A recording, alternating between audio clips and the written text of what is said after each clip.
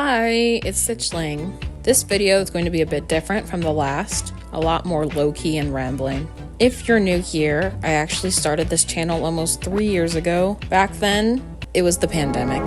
I was bored, depressed, just dropped out of art school and wanting to put my art out there in some way. So I started this channel. I recently looked back on my first video ever, and I'll be honest, I can barely watch it. I'm gonna roast my past self for a second. First off, I made my voice so high, it didn't even sound like me.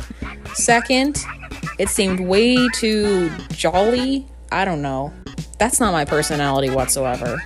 And third, what is this? I'm gonna try not to swear, but it might slip out because I do want everyone to be able to watch this. I want kids to see this and be like, oh, she's cool.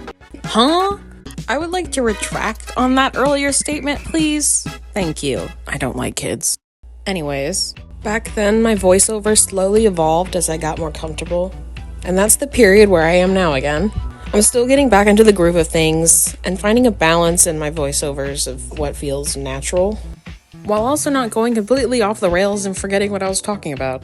I guess sometimes I get too focused on getting words on paper and reading from a script, because it's hard to organize my thoughts. I feel like I either mutter or rush what I want to say because I can never remember what I wanted to say in the first place. If I don't, it'll disappear into the void. So I guess it's just about me finding that balance. Anyways, I thought I could talk a bit about finding my art style. It took a lot of years to find out the actual drawing style I liked. After a lot of trial and error about copying a bunch of artists and seeing if that style suited me, the one I have now is kind of just drawn upon a bunch of different things that I picked up over the years. And I think that's what finding your art style is, taking inspiration from other artists. I may have gotten my style itself figured out now, but now I'm still struggling to find a good coloring style for myself. All that I know is I want bright, vivid colors, some fun angles, dynamic shapes, and like a sort of painterly style. Like you see a bunch of textures and brush strokes, even though it's digital ideally. My biggest inspirations are Toilet Bound Hanako-kun, Cutesy, Yunie, and Badjown. Sorry if I said any of your names wrong, if you ever see this. Intermission, my cat's here. Do you have anything to say, Nixie? Thank you. When I first started drawing as a kid, I exclusively drew horses, wolves, and cats. I didn't try to draw people until I first saw anime when I was like 10, I think. My first animes were Wolf's Rain and Fairy Tail, if you're curious. Comment below what your first anime was. I remember thinking as a kid that I'd never get as good at drawing people as I could animals. All I did was draw people's wolf OCs and warrior cats, but here I am. Weird to think how I predominantly draw people now, and my animal skills are getting rusty. As for the art on screen here, if you don't recognize the character, this is Arlecchino from Genshin Impact. My experience with Genshin is akin to a rocky relationship. Like, I was so dependent on Genshin to save me from my depression in lockdown. And it made me make a lot of questionable financial decisions with, the banners. I basically used it as a coping mechanism and a replacement for therapy. You can actually see live footage of me in that hole. I played it so much, in fact, that I eventually saw it as a chore, some kind of requirement I had to do each day. And I was like, wait a second, this is a game. I'm supposed to be having fun. So I stopped playing for a year. Then I replaced it with Honkai Star Rail, and then I dropped that game when the story disappointed me. The last time I played was like when Dragon Donghong came out, if that tells you anything. I'm sure I'll come back eventually. The new planet looks cool, and I heard the story is good. As for Genshin, I stopped playing around when Wanderer came out, and now I'm back because Fontaine came out, and the underwater exploring looked so cool that I wanted to try it, and now I'm here again. So this Arlecchino art is inspired by her Idol animation, I think it was. I think I saw it because it was leaked, actually.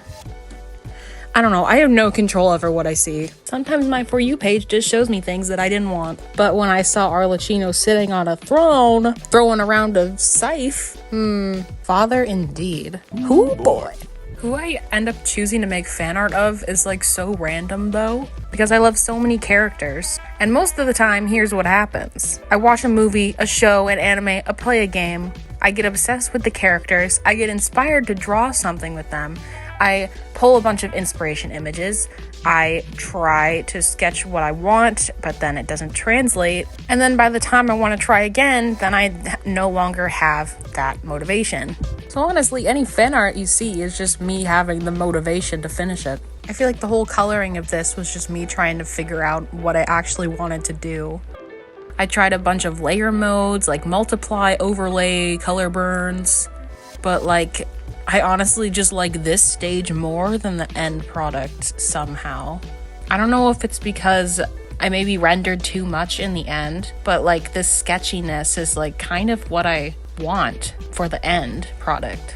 Yeah, I think in the end it's like too refined than what I pictured, so I think next time I'm gonna just experiment with a bunch of brushes and find some cool textures and just make it more gritty. Something I tried was I had a color jitter brush that kind of slightly varied the colors when I did the rendering. But I feel like because I relied so much on the color jitter, I wasn't really paying attention to the basic color scheme that I laid down in the first place. So it like came out a lot more brighter than I pictured it. I mean, I still like the colors. It just like wasn't what I was picturing for Arlecchino sitting on a throne, you know? That's also something I need to work on, working with like darker colors, because I always love the brights and neons and pastels, so I never really know what to do when I have darker colors in a palette. I'm like, what is happening? I only know neons and pastels. What is this dark color you're speaking of? Sorry if it seems like I'm only just like criticizing everything I'm doing.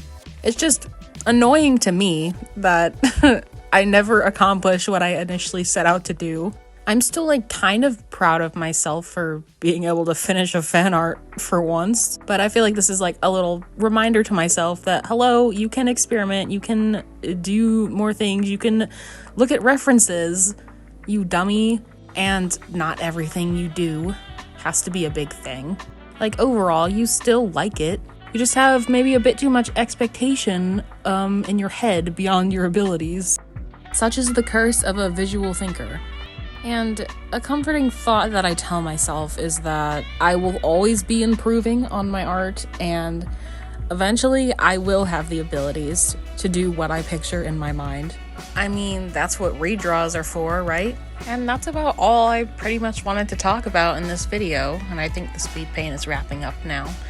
So, give this video a like if you liked this style of rambling speed paint. Subscribe and hit the notification bell because, I'm gonna be honest, making art is very irregular. And leave a comment if you like. I actually love reading the comments. Also, I'm going to link all the artists I mentioned in the description, and all my socials, and my comic. So, give that a read. Bye!